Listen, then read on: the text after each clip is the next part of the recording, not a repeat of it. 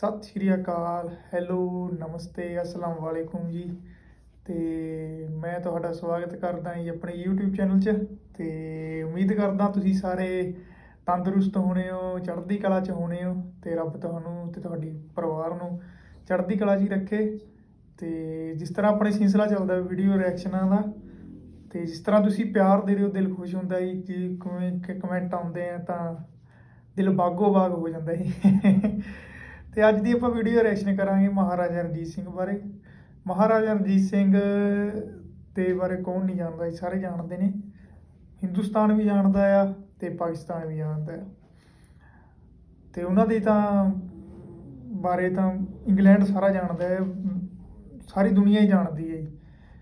ਕਿਉਂਕਿ ਉਹਨਾਂ ਦੇ ਰਾਜ ਵਿੱਚ ਆਉਣ ਤੋਂ ਪਹਿਲਾਂ ਜਿਹੜੀ ਸਿੱਖ ਕੌਮ ਸੀ ਉਹ ਮਿਸਲ 'ਚ ਵੰਡੀ ਹੋਈ ਸੀ ਨਾ। ਮਿਸਲਾਂ 'ਚ ਜਾ ਕੇ ਰਾਜ ਕਰਦੀ, ਕੋਈ ਕੌਮ 'ਤੇ ਵਿਪਤਾ ਜਾਂ ਮੁਸ਼ਕਿਲ ਪੈਂਦੀ ਸੀ ਤਾਂ ਇਕੱਠੇ ਹੋ ਜਾਂਦੇ ਸੀ। ਤਾਂ ਮਹਾਰਾਜਾ ਰਣਜੀਤ ਸਿੰਘ ਨੇ ਉਹਨਾਂ ਸਾਰਿਆਂ ਨੂੰ ਇੱਕ ਕਰਕੇ ਐਡੀ ਤਗੜੀ ਪਾਵਰ ਬਣਾ ਦਿੱਤਾ ਸੀ ਕਿ ਆਪਣਾ ਦਿੱਲੀ, ਗੁਜਰਾਤ ਤੋਂ ਲੈ ਕੇ ਆਪਣਾ ਅਫਗਾਨਿਸਤਾਨ ਅਤੇ ਇੱਧਰ ਚਾਈਨਾ ਦੇ ਵੀ ਬਾਰਡਰਾਂ ਤੋਂ ਪਾਰ ਦਾ ਰਾਜ ਸੀ।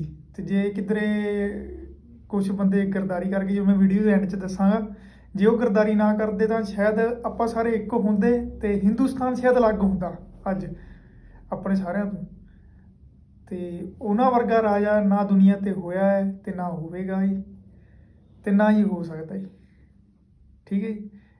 ਮਹਾਰਾਜਾ ਰਣਜੀਤ ਸਿੰਘ ਜਿਹਨਾਂ ਨੂੰ ਪਾਰਸ ਕਹਿੰਦੇ ਨੇ। ਅਤੇ ਚਲੋ ਆਪਾਂ ਵੀਡੀਓ ਵੱਲ ਚੱਲਦੇ ਹਾਂ ਜੀ, ਅਤੇ ਐਂਡ 'ਚ ਗੱਲਬਾਤ ਕਰਾਂਗੇ ਉਹਨਾਂ ਬਾਰੇ ਥੋੜ੍ਹੀ ਜਿਹੀ, ਜਿੰਨੀ ਮੈਨੂੰ ਨੌਲੇਜ ਮੈਂ ਉਨੀ ਕਰਾਂਗਾ।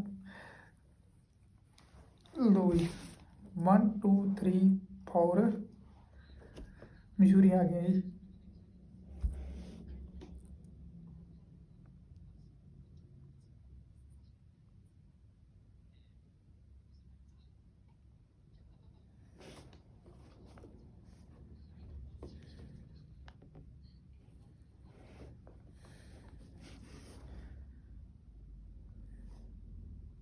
One, two, three.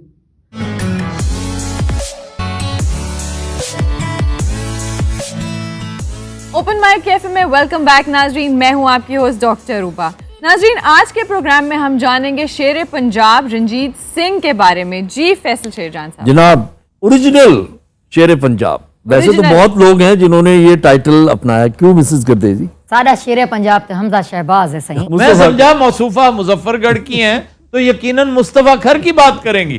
खुदा के लिए अगर चुनना ही था तो किसी और को चुन लेते। हमजा शहबाज शेर पंजाब। तुस आप देखो क्या वो शेर का नहीं लगता? शाबाश, एडा किठा शेर पंजाब। ताए विच लाजमी बोलना होंदे, कई शायद पता होवे ना होवे, लत लाजमी अलावणी। वल ए फिकड़ू खड़ू कोई नहीं सी। हमजा ने वैसे वाइट शेर रखे है। वो लियांदे उन्होंने असली शेर सी, वो धो के चिट्टे हो गए। वो असल च सर्फ एक्सल ना तो आते ना, कुछ दाग अच्छे भी होते हैं। क्यों जी थिया ना फिकड़ू गणू। दोपहर के टाइम बागे जनाब जाने ऐसे पता टाली थले बैठा होंदा। अच्छा, आई डाउट के बागे जनाब पूरे में कोई एक भी टाली का दरख्त है। सर वैसे इतनी बारीकी से आपने कब देखा है? बोटैनिकल गार्डन्स हैं वो, वहां पर रिसर्च, वहां पर बड़ा, वो तो ऐसे ऐसे शानदार पौधे हैं। और टाली के लिए जगह छोड़ते, टाली ऐसी जगह के लिए है ही नहीं। और वैसे तो टाली आजकल नापैद होती जा रही है। आप खाएं कसम कि आप रिसर्च के लिए जाते थे वहां पे? नहीं, मैं रिसर्च के लिए नहीं जाता, वो जगह रिसर्च के लिए मशहूर है। ठीक है, तुसी की करने जाते सो? वॉक करने जाया करता था। एक दरख्त है, आफ्ताब लिखिया, मैं भी देखिया। पहले दिल बनया सी, नालिक तीर जा रहे हाय अल्लाह। की दाव दसो तो सही। क्या बागे जनाब? मैं बागे जना नहीं, हमारे अपने कॉलेज में इतना बड़ा गार्डन, उसका नाम है लॉजिया। तुसी अपने कॉलेज बड़ी लॉजिया की थी। इन्होंने वीडियो देखा मैं पिछले दिनों का, 250-300 बंदा बैठा सी वीडियो, तुसी भी जा रहे हो। चला जाता हूँ किसी की धुन में, धड़कते दिल के डराने लिए।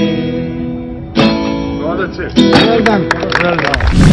अच्छा, उस वीडियो में मैंने देखा जब आप गाना गा रहे थे तो आपके साथ एक आदमी सिगरेट पी रहा था। अली हसन काजी MPA। वो टेंशन सी भी एमपीए, मैं बेला सारियां इनू हो जाने।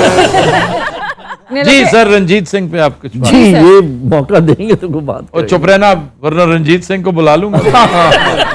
जी आप सर। सिर्फ ट्रैक्टरों की बात करते हैं, आपको ये नहीं पता कि महाराजा रंजीत सिंह क्या करते थे? वो अच्छा जी, हाथी हाथी की मतलब हाथियों के पैरों थले की बंदे हाथी के साथ टांगें बंधी होती थी अच्छा जी बागियों की, अच्छा तो एक हाथी इधर को चल पड़ता था, दूसरा इस तरफ को। ਇਹ ਵੈਸੇ ਜਿੰਨੇ ਵੀ ਵੱਡੇ ਲੋਕ ਹੋਏ ਨੇ ਪੁਰਾਣੇ ਚੀਰਨ ਦੇ ਬਹੁਤ ਸ਼ੌਕੀਨ ਸਨ ਇਹ ਕਿਤੇ ਕਸਾਈ ਤੇ ਨਹੀਂ ਸਨ अच्छा अब यही करते रहना है। हाथी का चीरिया बड़ा पैड़ा होता है।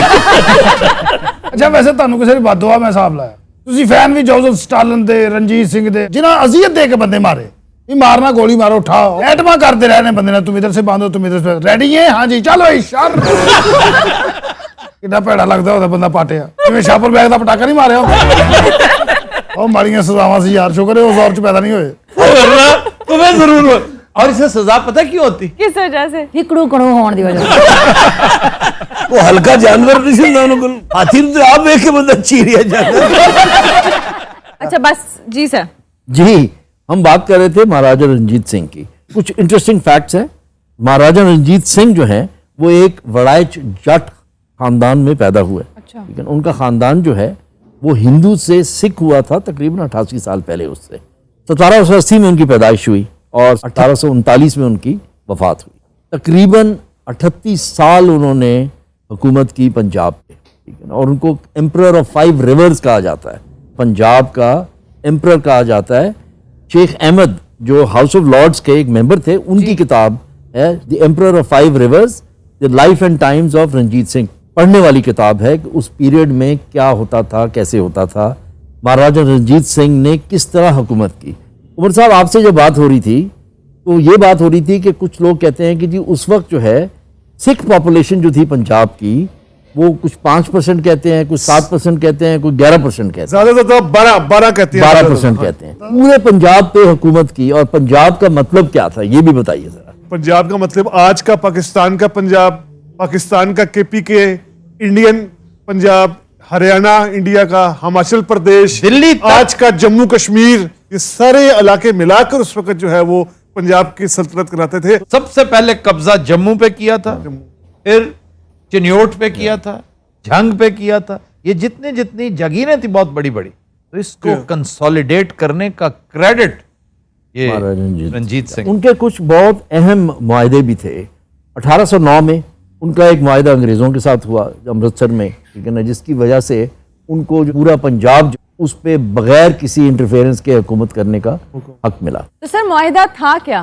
बुनियादी तौर पे ये था कि नेपोलियन प्लान कर रहा था उस वक्त इंडिया पर चढ़ दौड़ने की, उसकी पूरी स्कीमिंग जारी थी। जी। तो अंग्रेजों ने to be on the safer side, क्योंकि यहां से एक बहुत बड़ी फोर्स थी रंजीत सिंह कि अगर नेपोलियन चढ़ दौड़ा तो तुम सपोर्ट ईस्ट इंडिया कंपनी को करोगे, नेपोलियन को नहीं। तो उसने एग्रीमेंट किया था इनके, तो इससे दोनों को फायदा हो गया। ये एक तरह की फोर्स मिल गई अंग्रेजों को, अंदर से कोई खतरा नहीं रहा, और इससे अंग्रेजों ने खुली छुट्टी दे दी कि भी अब तुम वाली पंजाब हो, जहां मर्जी जाओ, जो मर्जी करो। फिर उसके बाद इसने सफाया किया, सफाया भी किया, और स्पेशली उसने तारीख का धारा जो है वो बदला।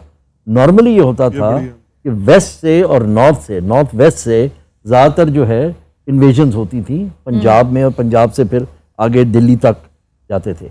इसने वो रिवर्स किया, इसने बदला।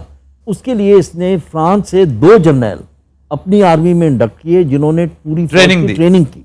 इस काबिल बनाया कि जलालाबाद तक उनकी रसाई थी, और इसीलिए अंग्रेज़ों ने उनको पूरा जो है इस इलाके में उनको इजारादारी कायम करने की उनको इजाजत दे दी। अच्छा सर, ये कहा जाता है, कई मौरखीन ये लिखते हैं कि रंजीत सिंह के आखिरी दौर में जैसे काबल तक भी उनका कंट्रोल हो गया था।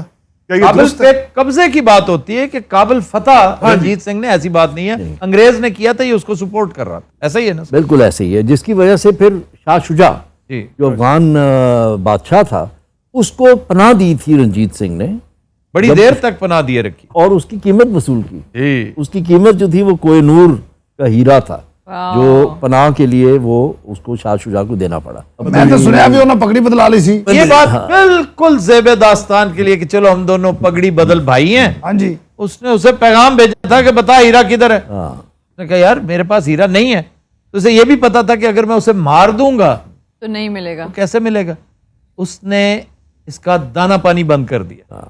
मुबारक हवेली में उसने पूरे खानदान को ठहराया हुआ था शाह शुजा के। जी। तो कोई वहां से निकल नहीं सकता था, अंदर नहीं आ सकता था, फूड सप्लाई इंतहाई लिमिटेड होगी, भूख को फाकों मरने लगे, तब जाकर शाह शुजा ने उसे मैसेज भेजा कि okay let's talk one on one. तो फिर उसने जाकर ये इंतहाई कीमती दुनिया का सबसे बड़ा हीरा उससे हासिल किया। वाओ। और बड़ी एक दिलचस्प गुफ्तगू हुई इनकी, एक डायलॉग है, तो क्या? वो हकीकत पर मबनी है। ये जो पगड़ी वगड़ी है ना, प्लीज सारे बड़े को यही सुने। मुझे पता है ना, तुम्हारे बड़े जिस कॉलेज गए, जिस यूनिवर्सिटी गए, ये सीना गैजेट था बस। यार मैं भी ਵੱਡਿਆਂ ਦਾ ਨਾਮ ਲੈ ਕੇ ਨਾ ਉਹਨਾਂ ਨੂੰ ਜ਼ਲੀਲ ਕਰਵਾ ਲੈਣਾ।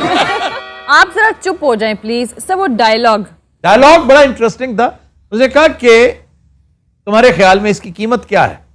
तो इस पे शाह शुजा ने बहुत दिलचस्प जवाब दिया। क्या? उसने कहा पावर, इसकी कीमत जो है ना वो ताकत है। वाओ। ये आज मेरे पास था, मेरी ताकत खत्म होगी, तुम्हारे पास आ गई, तुमने मुझसे ले लिया, याद रखना अब ये उसके पास जाएगा जो ताकत के बल पर तुमसे ले ले। ये जो अंग्रेजों ने एग्जैक्टली वही कुछ वही किया। कोहिनूर की स्टोरी जो है, एक किताब तो कोहिनूर के नाम से है, जी विलियम डैल, 20 किताबें हैं। हाँ, लेकिन जो असल जो मजेदार किताब है ना, वो विलियम डैल रिम्पल और अनीता आनंद जी, जी। की लिखी हुई किताब है, जो रिसेंटली जी, जी, जी, जिसका बड़ा शोर था, जिसका काफी शोर जिसमें था। उन केसेस का जिक्र भी। दूसरी है रिटर्न ऑफ द किंग, वो भी विलियम डैल रिम्पल की किताब है और वो शाह शुजा के बारे में है। एम्बैरेसिंगली मुझे बताना पड़ेगा कि आई एम आपके- डायरेक्ट डिसेंडेंट जी। ऑफ शाह शुजा। मैं भी कहने लगा था आपके तो जद्दे अमजद थे वो। एम्बैरेसिंग ਕੋਹਿਨੂਰ ਤੁਹਾਡੇ ਕੋਲ ਹੁੰਦਾ ਸੀ। होना चाहिए सी। लेकिन देख लें, वापस वो तख्त पे जाके बैठा था। क्या शुजा शाह शुजा बिल्कुल बैठा था अपनी जाके। स्ट्रगल में बिलाखिर कामयाब हुआ। अगर उस पर फिल्म बने ना, तो सबसे पावरफुल सीक्वेंस होगा उसका कि जिस तरीके से Return। ये मुबारक हवेली से फरार हुआ, इसने अपनी खवातीन को इस शानदार तरीके से, आप हैरान हो जाएंगी, शॉशैंक रिडेम्पशन याद आ जाएगी आपको। अच्छा। तो छत में शगाफ करके ये निकला था ओके।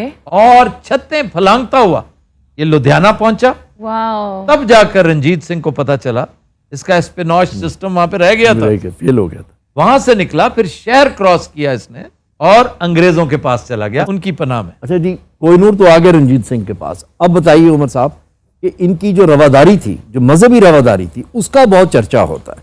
बहुत से लोगों ने लिखा है उसके बारे में, बहुत से लोगों ने उसका अकाउंट दिया है।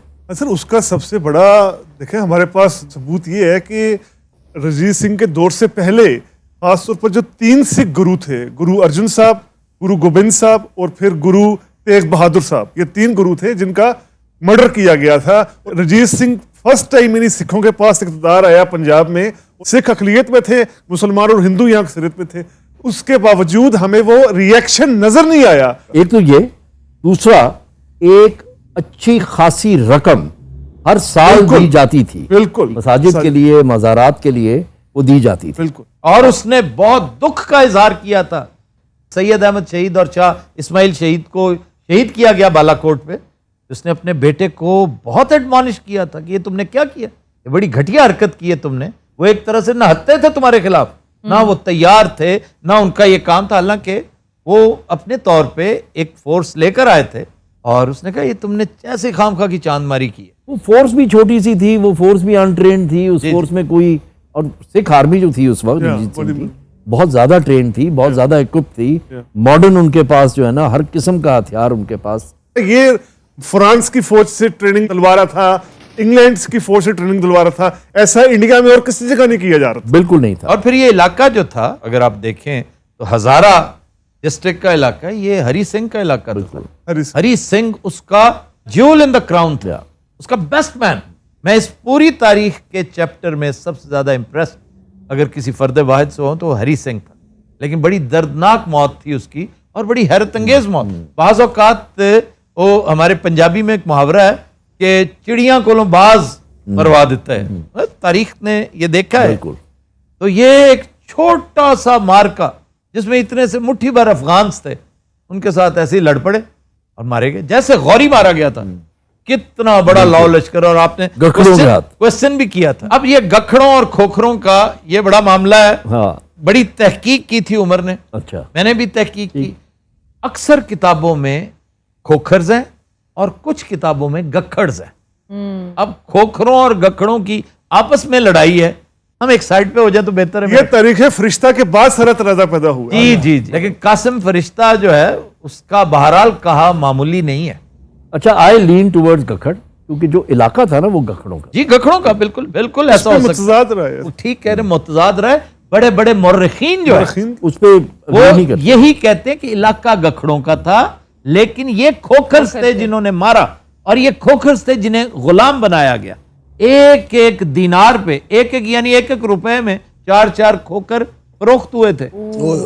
अच्छा मिसेस गुरदेजी, रंजीत सिंह मुल्तान तक पहुंचा सी, उन्हें मुल्तान भी फतह कीता सी। मुल्तान क्या घिनण गया ही ਉੱਥੇ ਹਲਵਾ ਘਿੰਨਣ ਗਿਆ ਸੀ।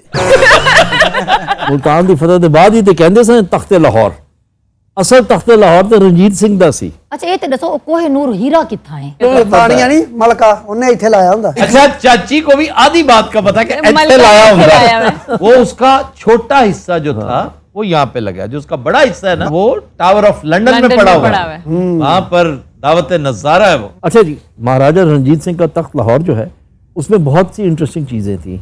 उसमें बहुत से मुसलमान जो हैं वो हाई लेवल पे, मिनिस्ट्रियल लेवल पे उनके साथ काम करते थे।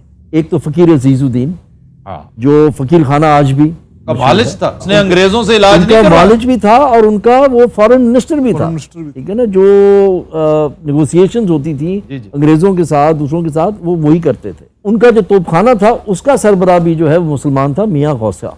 और सबसे इंटरेस्टिंग चीज़, उनकी 2 बीवियाँ जो थी वो मुसलमान थी, और इनकी सबसे चहेती बीवी मोरा जो है वो भी मुसलमान। 4 बीवियों में से 2 मुसलमान, वो 2 मुसलमान। 4 बीवियां थी, 7 लौंडियां थी। जो सती हुए उनमें सारी की सारी हिंदू बीवियां थी।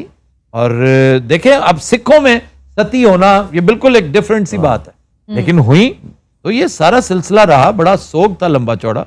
जैसे खड़क सिंह के पैदा होने पे उसने 40 दिन का जश्न मनाया था। खड़क सिंह ने, खड़क सिंह इसका बेटा था, लेकिन बेटे नालायक थे उसके। अकबर का बेटा हमेशा जहांगीर ही होता है। महाराजा रंजीत सिंह के वक्त में आप देखें एडमिनिस्ट्रेशन इतनी पावरफुल थी, इतना ज़्यादा उस वक्त पंजाब में खुशहाली थी।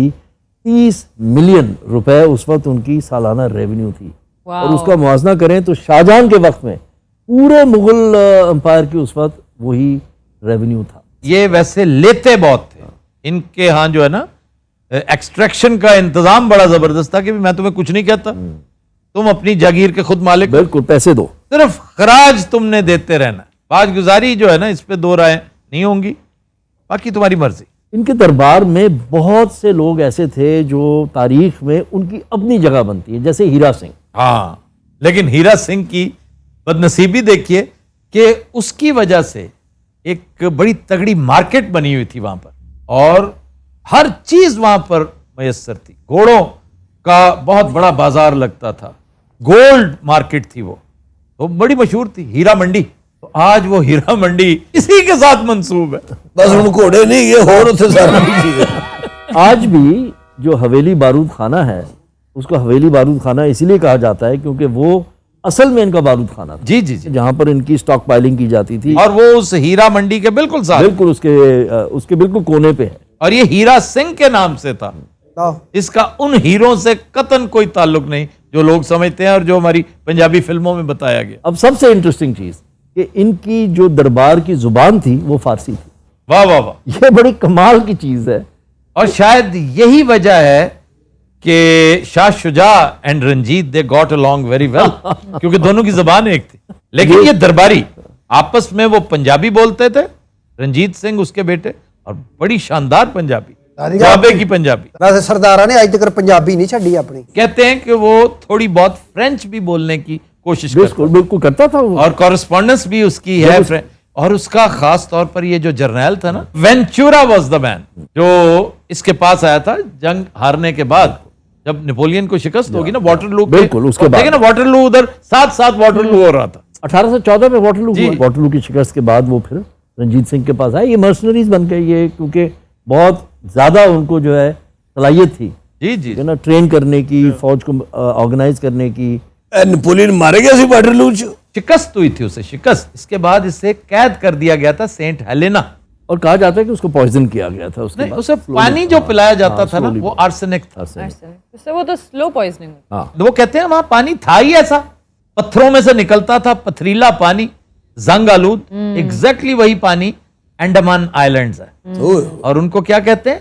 काला पानी। जो काला पानी है जी, जिसे काला पानी की सजा काश तुम जैसों को काला पानी हो। यार मेरे रह भी ध्यान पे है। अच्छा, 2 फ्रांसीसियों के अलावा इनके पास एक जो है वो अंग्रेज भी आया, इंग्लिशमैन भी आया, अलेक्जेंडर बर्न्स, हाँ। जिसको बाद में टाइटल दिया गया सिकंदर बर्न्स का, बर्न्स। ठीक है। वो बाद में काबुल में वो मारा गया। शाह शुजा के खिलाफ अमीर याकूब ने काबुल पे दोबारा कब्जा किया तो उस वक्त वो मारा गया। यार बड़ी तारीख है ना भाइयों को। ये जो सेक्रेटेरिएट की बिल्डिंग है, ये इन्हीं फ्रेंच में से एक था जिसकी ये रिहाइशगाह थी। बिल्कुल। वाह। किसी को नहीं पता कि हम उसको चीफ सेक्रेटरी का दफ्तर, उसी में अपने अनारकली को भी दफन कर रखा है। एक फर्जी सी अनारकली, पता नहीं कहां से वो आई। ਉਹ ਹੈਗੀ ਹੈ ਉੱਥੇ ਭਾਂ ਨੇ ਮੇਰੀ ਡਿਊਟੀ ਲੱਗੀ ਰਹੀ ਉੱਥੇ 2 ਹਫ਼ਤੇ। ਉਹ ਦੁਨੀਆ ਆਉਂਦੀ ਸਲਾਮ ਕਰਨ ਬਾਜੀ ਨਾਰਕਲੀ ਨੂੰ। तुमने बाजी अनारकली खुद देखी है निकाल के? ਨਹੀਂ ਉਹਦਾ ਨਾਂ ਨੂੰ ਤਾਂ ਲਿਖਿਆ ਨਾ ਵੀ नानू तो बहुत सारों का लिखा होता है। ਵੇਲਾ ਫਿਰ ਕੋਈ ਬਹਿਸ ਨਹੀਂ ਕਰੀਦੀ ਹੈ ਉਹਦੀ ਹੈ ਯਾਰ। ਵੈਸੇ ਮੈਂ- ਪੌਣਾ ਘੰਟਾ ਤੁਹਾਡੇ ਪਤਾ ਨਹੀਂ ਕਿਹੜੇ ਕਿਹੜੇ ਨਾਂ ਸੁਣ ਚੁੱਕਿਆ। ਉਹ ਤੁਹਾਡੇ ਕੋਲ ਇਸ ਵੰਚੂਰਾ ਵੀ ਮੈਂ ਸੁਣ ਬੈਠਾ। ਇਸ਼ਕ ਦੀ ਦਾਸਤਾਨ ਹੋਈ ਹੈ ਉਹਨਾਂ ਦੀ ਉਹਦੇ ਮੁੰਡੇ ਦੇ ਨਾਲ, ਅਕਬਰ ਦੇ ਪੁੱਤਰ ਦੇ ਨਾਲ। ਤੁਹਾਨੂੰ ਪਤਾ ਨਹੀਂ ਅਕਬਰ ਦੇ ਪੁੱਤਰ ਦਾ ਉਹਦਾ ਚੱਕਰ ਸੀ ਬੜਾ। ਸਲੀਮ ਆ, ਸ਼ਹਜ਼ਾਦਾ ਸਲੀਮ। ਹਾਂ, ਉਹ ਉੱਥੇ ਕਿਤੇ ਫਿਰਨ ਟੁਰਨ ਰਿਹਾ, ਉਦੋਂ ਛਾਪਾ ਪੈ ਗਿਆ। ਠੀਕ, ਉਹਦੇ ਪਿਓ ਨੇ ਵੇਖ ਲਿਆ ਅਕਬਰ ਨੇ, ਉਹਨੇ ਆਪਣੇ ਮੁੰਡੇ ਦੇ ਕੰਨਾਂ ਤੇ 2 ਲਾਈਆਂ, ਉਹਨੂੰ ਅੰਦਰ ਭੇਜਤਾ। ਉਹ ਕੁੜੀ ਨੂੰ ਉੱਥੇ ਕਹਿੰਦੇ ਦਬਤਾ। ਇਹਦੀ ਆਪਣੀ ਤਾਰੀਖ है। इनके बुजुर्गों ने क्योंकि पढ़ाई लिखाई कभी नहीं की होती, इसको कहते हैं इसराइलियात।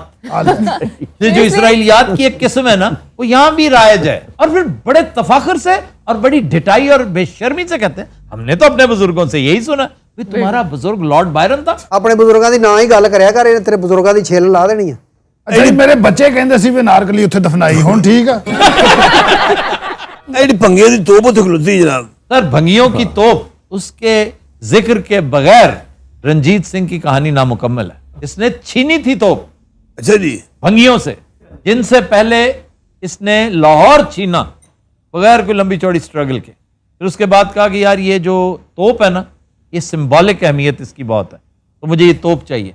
मैं कहा नहीं जी, लड़ाई के बगैर हम नहीं देंगे। इस तोप की बड़ी कहानी है। एक कहानी तो ये है कि ये अब्दाली लेकर आया था, लेकिन वो रावी में वो धंस गई और फंस गई, तो वो छोड़ दी उन्होंने। भंगियों ने वहां से रिट्रीव की और नहीं इसे सर, इस्तेमाल किया। ये तो यहां से इकट्ठा किया गया था ब्रास, बर्तन तक ढाल दिए गए थे। ये इसकी ढलाई और थी। वो जो आप बात कर रहे हैं, मोस्ट प्रोबेबली मेरे ज़हन में, हो सकता है मुझे मुगालता हो, वो तोपें थी जो अफगान रूलर जाते हुए दरिया जेलम में फंसा गया था। वो 8 तोपें। उसके साथ फिर एग्रीमेंट हुआ था रंजीत सिंह का कि मैं तुम्हारे साथ नहीं लड़ाई करता, लाहौर तुम्हारा हुआ, लेकिन मेरी तोपें वापस कर देना। और उसने निकलवाकर तोपें भेजी थी। उस दौर में तोपें बड़ी अहमियत की हामिल थी और दरिया जेलम में बहुत तुगयानी थी, और बीच में धंस गई और डूब गई। जब तोपों की बात होती है ना, सुल्तान मोहम्मद फातेह का जिक्र जरूर आना चाहिए। वाह वाह वाह। जो तोपें उन्होंने बनवाई थी, और रिकॉर्ड। जो इस्तेमाल की, बहुत शानदार ढलाई टर्क्स ने भी कर रखी है। लेकिन सर, सुल्तान मोहम्मद फातेह का कमाल खुश्की पे शिप्स चला, वो तो खैर खुश्की पर शिप्स चला देना, गोल्डन हॉर्न। ये अब अकल तस्लीम नहीं करती। और प्योर जहानत की बात। पर एक और दूते बेरे की मैं तरदन ये तरीका था, ऊपर लकड़ियां रख के ना गोल, वो जिवें हुंदे बड़े बड़े तने दरख्तां दे, जे जे वो रख के उसके साथ पुश करके वो घूमते जाते, जैसे टैंक की चेन नहीं बन जाती नीचे, लकड़ फस नहीं वेंदी। नहीं। तो फस वैंदी है तो उनके उत्ते चर्बी पाउंदे सन। ਹਰ ਗੱਲ ਹਰ ਲੈਂਗੁਏਜ ਅਗਲੇ ਨੂੰ ਮਨਾ ਲੈਂਦਾ। ਮੰਨ ਗਿਆ ਭਾਈ ਤੈਨੂੰ ਅੱਲਾ ਦੀ ਕਸਮ। ਕਿਆ ਕਹਿਣਾ, ਸਾਊਥੀ ਫੌਜ ਦਾ ਮੈਨੇਜਰ ਹੁੰਦਾ। फौज का मैनेजर कैसे होता है? ਮੈਨੂੰ ਕੀ ਪਤਾ ਹੁੰਦਾ ਜਾਂ ਨਹੀਂ ਹੁੰਦਾ, ਮੈਂ ਕਹਿਤਾ। ਵਰਦੀ ਤੈਨੂੰ ਕਿਸੇ ਨੇ ਧੋਣ ਲਈ ਦਿੱਤੀ, ਤੂੰ ਪਾਈ ਫਿਰਦਾ। अच्छा, आखिरी बात जो महाराजा रंजीत सिंह के बारे में है वो ये है कि क्योंकि 38 साल उन्होंने हुकूमत की, उन्होंने बहुत ज़्यादा जो है अपने लोगों के लिए काम किया, डेवलपमेंट की, एजुकेशन में बड़ा काम किया। उस वक्त असल पढ़ा लिखा पंजाब था। अगर देखा जाए तो इसी ट्रेडिशन को आगे बढ़ाया था इन्हीं के एक वड़ाइच ने, तो वो कौन? परवेज इलाही। सर वो भी बड़ा ही है।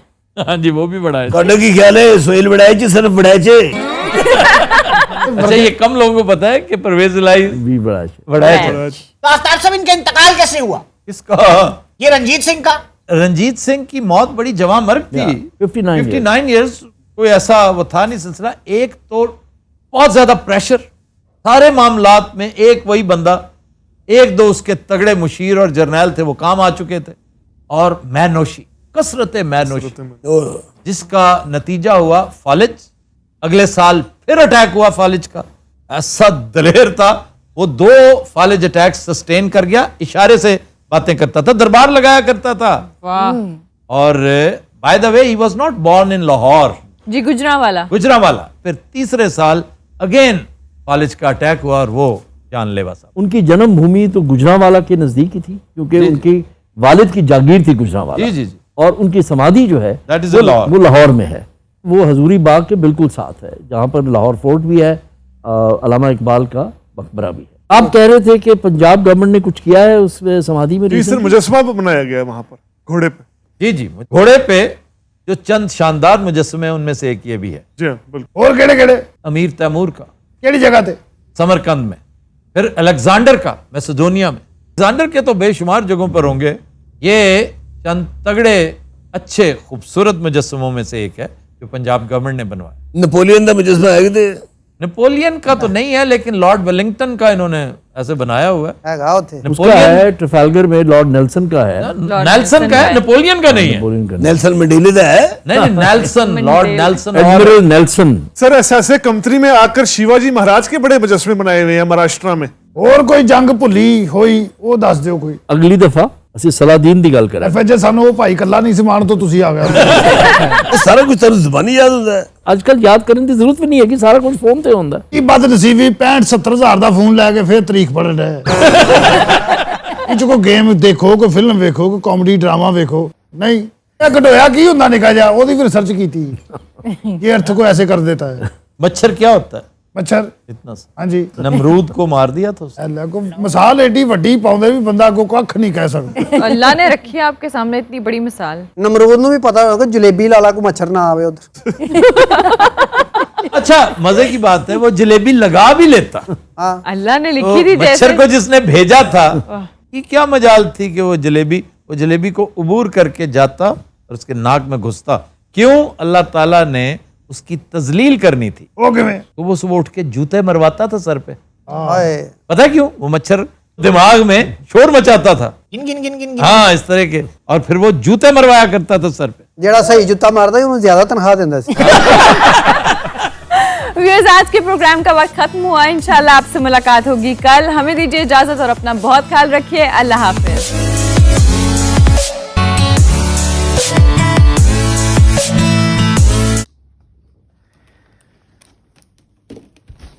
ਲਓ ਜੀ, ਇਹ ਸੀ ਵੀਡੀਓ ਤੇ ਬੜੀ ਵਧੀਆ ਬਣਾਈ ਆ। ਤੇ ਪਹਿਲਾਂ ਤਾਂ ਮੈਂ ਥੈਂਕਸ ਕਰਨਾ ਚਾਹਾਂਗਾ, ਧੰਨਵਾਦ ਹੋਵਾਂਗਾ ਕਿ ਸਾਡੇ ਜਿਹੜੇ ਸਿੱਖ ਕੌਮ ਦੇ ਮਹਾਰਾਜਾ ਸੀ ਰਣਜੀਤ ਸਿੰਘ, ਜਿਨ੍ਹਾਂ ਨੂੰ ਪਾਰਸ ਵੀ ਕਿਹਾ ਜਾਂਦਾ ਹੈ, ਸ਼ੇਰੇ ਪੰਜਾਬ ਵੀ ਕਿਹਾ ਜਾਂਦਾ ਆ, ਉਹਨਾਂ ਦਾ ਇਸ ਤਰ੍ਹਾਂ ਸ਼ੋਅ 'ਤੇ ਆਪਣੇ 'ਤੇ ਦੱਸਣਾ, ਉਹਨਾਂ ਬਾਰੇ ਨੌਲੇਜ ਦੇਣੀ ਤਾਂ ਬੜੀ ਵਧੀਆ ਗੱਲ ਲੱਗੀ ਸਾਨੂੰ। ਤਾਂ ਸਾਡੇ ਇੰਡੀਆ 'ਚ ਵੈਸੇ ਨੋਰਮਲੀ ਇੱਦਾਂ ਕੋਈ ਹੈ ਨਹੀਂ, ਇੱਦਾਂ ਦਾ ਨਾ ਕੋਈ ਸ਼ੋਅ ਹੈ। ਇੱਥੇ ਹਾਸੀ ਮਜ਼ਾਕ ਦੇ ਸ਼ੋਅ ਹੁੰਦੇ ਆ ਅਤੇ ਉੱਥੇ ਹੀ ਉਹ ਫਿਲਮਾਂ ਦੀਆਂ ਗੱਲਾਂ ਕਰੀ ਜਾਂਦੇ, ਪਰ ਇਹ ਗੱਲ ਵਧੀਆ ਲੱਗੀ ਹੈ ਕਿ ਇਤਿਹਾਸ ਬਾਰੇ ਦੱਸਿਆ ਹੈ। ਅਤੇ ਮਹਾਰਾਜਾ ਰਣਜੀਤ ਸਿੰਘ ਦੇ ਟਾਈਮ ਜਿਹੜਾ ਪੰਜਾਬ ਸੀ ਉਹ ਸੀ ਪੂਰਾ ਯੂਰੋਪ ਤਰ੍ਹਾਂ ਸੀ, ਜਿਵੇਂ ਯੂਰੋਪ ਅੱਜ ਦੀ ਪਾਵਰ ਅਤੇ ਉਸ ਤਰ੍ਹਾਂ ਉਹ ਸੀ। ਦੂਸਰੀ ਗੱਲ, ਉਹਨਾਂ ਨੇ ਸਿੱਖਿਆ ਦਾ ਇੰਨਾ ਕੰਮ ਕੀਤਾ ਸੀ ਕਿ ਪੰਜਾਬ ਉਸ ਟਾਈਮ ਉਹਨਾਂ ਦੇ ਵਕਤ ਸਭ ਤੋਂ ਪੜ੍ਹਿਆ ਲਿਖਿਆ ਇੱਕ ਮੁਲਕ ਸੀ। ਅਤੇ ਬਾਕੀ ਪੰਜਾਬ ਵੱਲ ਕੋਈ ਅੱਖ ਨਹੀਂ ਚੱਕ ਸਕਦਾ ਜੀ ਉਹਨਾਂ ਦੇ ਹੁੰਦਿਆਂ, ਕਿਉਂਕਿ ਉਹਨਾਂ ਕੋਲ ਹਰੀ ਸਿੰਘ ਨਲੂਏ ਵਰਗਾ ਜਰਨੈਲ ਸੀ ਇੱਕ। ਅਤੇ ਹਰੀ ਸਿੰਘ ਨਲੂਆ ਅਤੇ ਮੈਂ ਕੀ ਕਹਾਂ ਉਹਦੇ ਬਾਰੇ, ਤਾਂ ਦੁਨੀਆ ਦੇ ਮਹਾਨ ਜਰਨੈਲ 5 ਜਰਨੈਲਾਂ ਵਿੱਚ ਉਹਦਾ ਪਹਿਲੇ ਨੰਬਰ 'ਤੇ ਆਉਂਦਾ ਪਹਿਲਾ ਨਾਮ, ਅਤੇ ਹਰੀ ਸਿੰਘ ਨਲੂਆ। ਅਤੇ ਆਪਾਂ ਅੱਜ ਅਲੱਗ ਨਾ ਹੁੰਦੇ ਜੀ, ਮੈਂ ਤੁਹਾਨੂੰ ਪਹਿਲੀ ਵੀ ਵੀਡੀਓ ਸ਼ੁਰੂ ਹੋਣ ਤੋਂ ਪਹਿਲਾਂ ਕਿਹਾ ਕਿ ਅਫਗਾਨ ਅਤੇ ਆਪਣਾ ਚਾਈਨਾ ਦਾ ਅੱਧਾ ਹਿੱਸਾ, ਚਾਈਨਾ ਜਿਵੇਂ ਥੋੜ੍ਹਾ ਬਹੁਤਾ, ਅਤੇ ਜੰਮੂ ਕਸ਼ਮੀਰ ਅਤੇ ਉਹ ਹਰਿਆਣਾ ਪੰਜਾਬ ਦੱਸਦੇ ਵੀ ਸੀ ਜਿਵੇਂ, ਅਤੇ ਪਾਕਿਸਤਾਨ, ਪੰਜਾਬ ਆਪਣਾ ਦਿੱਲੀ ਤੱਕ, ਦਿੱਲੀ ਤੋਂ ਅੱਗੇ ਆਗਰਾ ਤੱਕ ਸਾਰਾ ਪਹਿਲਾਂ ਰਣਜੀਤ ਸਿੰਘ ਦੇ ਅੰਡਰ ਸੀ। ਅਤੇ ਬਾਅਦ 'ਚ ਅੰਗਰੇਜ਼ਾਂ ਨੇ ਪਹਿਲਾਂ ਆ ਕੇ ਆਗਰਾ 'ਤੇ ਥੋੜ੍ਹਾ ਬਹੁਤਾ, ਜਿਵੇਂ ਆਗਰਾ ਦਾ ਕਿਸੇ ਅੰਗਰੇਜ਼ ਹਾਕਮ ਕੋਲ ਸੀ, ਫਰਾਂਸ ਦੇ ਕੋਲ, ਅਤੇ ਉਹ ਮਰਾਠਿਆਂ ਦੇ ਅੰਡਰ ਆਉਂਦਾ ਸੀ। ਅਤੇ ਉਹਨੇ ਅੰਗਰੇਜ਼ਾਂ ਨਾਲ ਸੰਧੀ ਕੀਤੀ ਤਾਂ ਅੰਗਰੇਜ਼ਾਂ ਨੇ ਫਿਰ ਇਸ ਤਰ੍ਹਾਂ ਪਾਵਰ 'ਚ ਆਏ ਬਾਅਦ 'ਚ। ਅਤੇ ਮਹਾਰਾਜਾ ਰਣਜੀਤ ਸਿੰਘ ਦੇ ਜਿਹੜਾ ਇਹਨਾਂ ਨੇ ਕਿਹਾ ਹੈ ਕਿ ਕੋਹੀਨੂਰ ਵਾਲਾ ਹੈ ਨਾ, ਜਿਨ੍ਹਾਂ ਦਾ ਇਤਿਹਾਸ ਮੈਂ ਪੜ੍ਹਿਆ ਹੈ ਜਾਂ ਸੁਣਿਆ ਹੋਇਆ ਹੈ, ਤਾਂ ਕੋਹੀਨੂਰ ਇਸ ਤਰ੍ਹਾਂ ਮੁਬਾਰਕ ਹਵੇਲੀ 'ਚ ਜਿਸ ਤਰ੍ਹਾਂ ਉਹਨਾਂ ਨੇ ਕਿਹਾ ਕਿ ਉਹ ਹੈ ਆਪਣਾ ਇੱਦਾਂ ਕਰਕੇ ਇੱਦਾਂ ਉਹਨਾਂ ਨੂੰ ਕੈਦ ਰੱਖਿਆ, ਤਾਂ ਪਾਣੀ ਬੰਦ ਕੀਤਾ, ਤਾਂ ਉੱਦਾਂ ਬਿਲਕੁਲ ਵੀ ਨਹੀਂ ਸੀ। ਜਿਨ੍ਹਾਂ ਦਾ ਇਤਿਹਾਸ ਮੈਂ ਪੜ੍ਹਿਆ ਹੋਇਆ, ਤਾਂ ਉਹ ਹੀਰੇ ਦੀ ਮਹਾਰਾਜਾ ਰਣਜੀਤ ਸਿੰਘ ਨੇ ਕੀਮਤ ਚੁਕਾਈ ਸੀ, ਮੂੰਹ ਮੰਗੀ ਕੀਮਤ ਦਿੱਤੀ ਸੀ ਉਹ ਉਹਨਾਂ ਵਕਤਾਂ 'ਚ ਉਸ ਹੀਰੇ ਦੀ, ਤਾਂ ਉਹ ਸਿੱਖਾਂ ਦੀ ਜਾਗੀਰ ਬਣਿਆ ਸੀ ਹੀਰਾ।